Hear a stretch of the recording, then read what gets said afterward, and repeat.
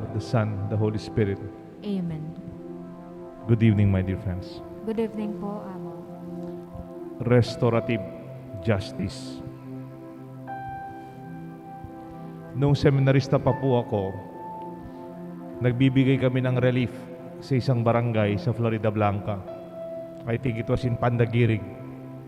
That is a barangay behind the Basa Air Base. And we were still into recovery after the Pinatubo eruption.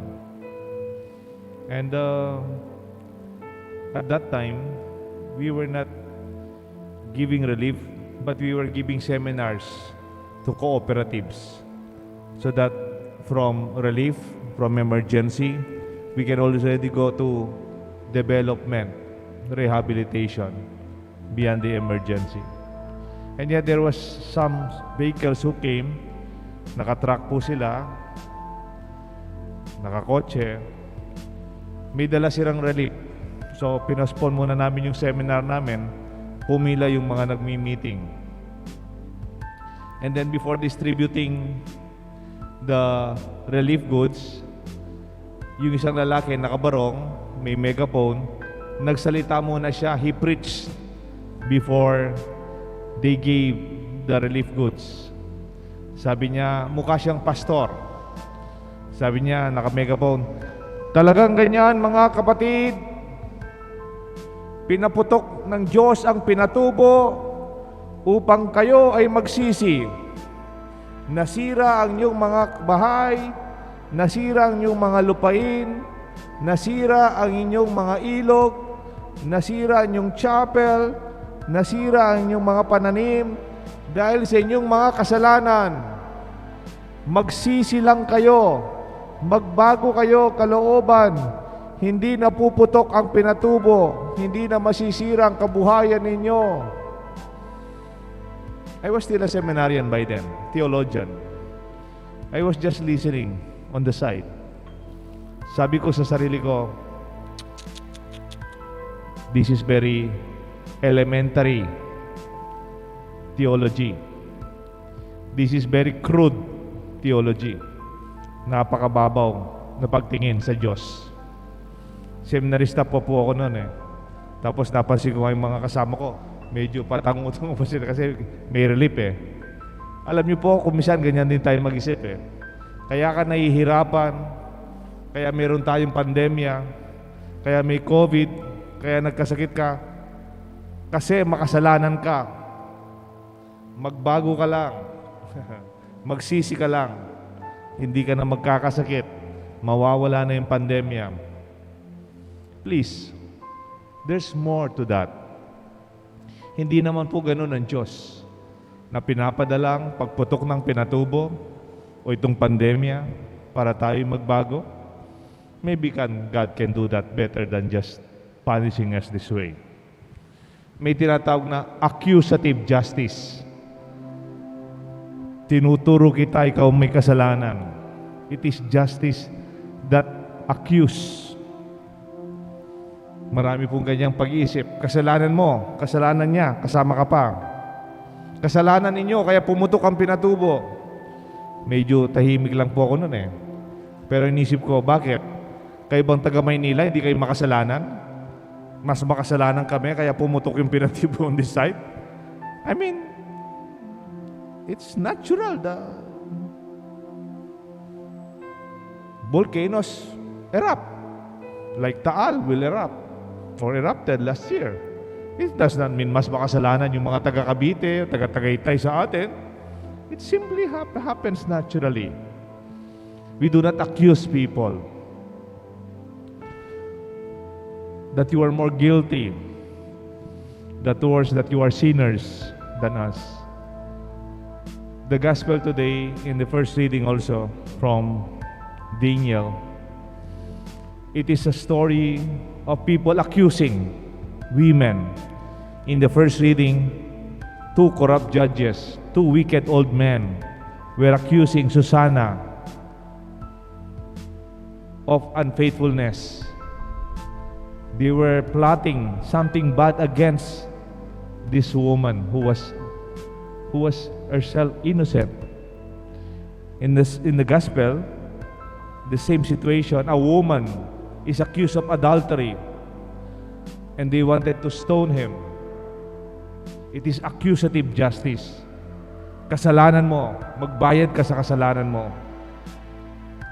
I would like to introduce to you, maybe you're familiar with it even. There's another way at looking at justice. It's called restorative justice. Yung hindi mo lang inaakusa ang tao, tinutulungan mo siyang makapagbago. You render justice, but in a way of helping, supporting the person to go back to his original goodness. Not by death, not by accusation in the gospel and the first reading from Daniel. We know that justice is actually the minimum of love. And when you restore somebody because of just ways, ito ang paraan ng ating simbahan. Hindi naman natin sinasabing wala siyang kasalanan like in the gospel. But Jesus said to her, I do not accuse you. I do not accuse you.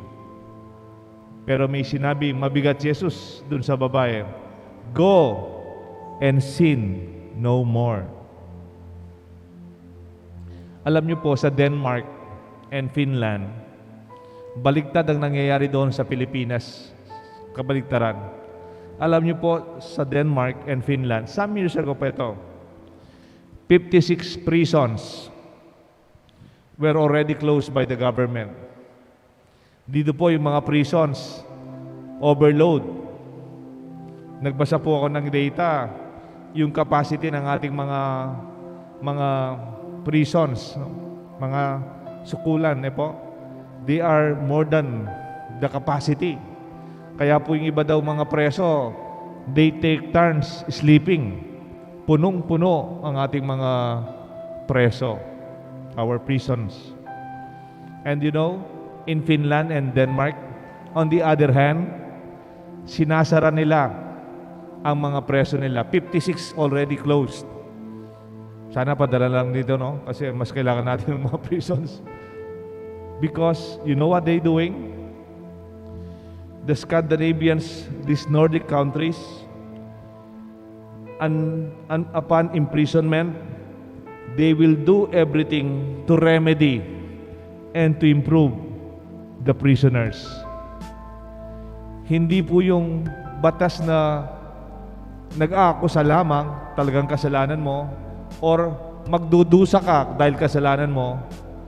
They will do everything to restore your person.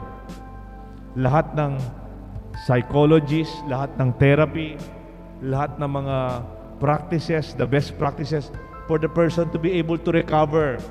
Hindi lang sila tinatapon sa preso. Bahala kayo dyan. Bubulok ka sa preso. No. Kaya nga po, because of that, dumadami yung mabuting tao. Hindi lang nila kinukulong ang masamang tao. Ang masamang tao, they actually improve them and they go out as better persons, as better citizens, as a better father or a better son, a better member of a community. I wish our Christian church, our Christian country in the Philippines after 500 years, we will also see justice in a way to restore, not only to accuse. Justice not only to punish kasalanan niya, dapat lang mamatay siya. But sige, kasalanan niya, pero sana magkaroon po siya ng isa pang pagkakataon, another chance. That's why we understand God's love as mercy. Ano pong gusto sabihin ng mercy? Mercy is forgiveness? Or mercy is capacity to embrace somebody who sinned against you? Naintindihan ko po ang salitang ng pagmamahal ng Diyos as mercy from the perspective of love, that is undeserved. Pagmamahal na hindi karapat-dapat. Bakit mo siya minamahal? Hindi naman dapat mahalin yan eh. Kasalanan niya. Ba't minamahal mo yung taong yan? Hindi naman mabuting tao yan. May kasalanan yan. But when you still love that person, it's no longer called love. It's called mercy. It's love that is undeserved. Because when people get to see the chance to become better, I tell you, it is not only changing the person, it might even change the world. Alam niyo po, minsan, may isang industrialist. He's a chemical engineer. An engineer, a businessman, and an industrialist. Kaya lang po ang kanyang negosyo, dynamite. Dynamite. Ginagamit yung dynamite to explore mines, to build roads, to build the railroads. Kaya lang during World War I, governments began to use dynamites no longer for development, but for war. Ginamit po yung mga dinamita para sa gera at maraming nangamatay na tao. Alam niyo po yung negosyante doon, yung negosyante, siyempre bumubiling mga gobyerno, ang yaman niya kasi meron siyang patent in producing dynamite. Imagine, you are supplying government with their war explosives. Nung mayaman at bilyonaryo na po siya, namatay yung kanyang kapatid. Ang pangalan ng kapatid niya, Emil. Hindi pa po sikat yung mga television noon. Hindi alam yung itsura niya. Hindi ngayon, kilala natin yung mga personalities. Wala siyang picture. Mga bali-balita. Akala nila, dahil siya yung sikat, akala nila siyang namatay. Ang talagang namatay, ang kapatid niya. Nasa dyaryo the next day. Alam niyo po anong nakalagay sa dyaryo? Sabi nila, the merchant of death is dead. Ang negosyante ng kamatayan, patay na. They were celebrating his death. Alam niyo po, nung nabasa niya ito, he was so sad. He was so sad. Sabi niya, kahit mayaman pala ako, pag namatay lang ako, magiging masaya ang mundo. That experience changed his life. It restored his goodness. It changed the world. Bakit po? Yung kapatid niyang namatay, si Emil, ordinaryong tao lang. Siya may kakayahan, mayaman. Ang ginawa niya, lahat ng pera niya, lahat ng kayamanan niya, he donated it into a foundation to support humanitarian action, work for peace, science, medicines,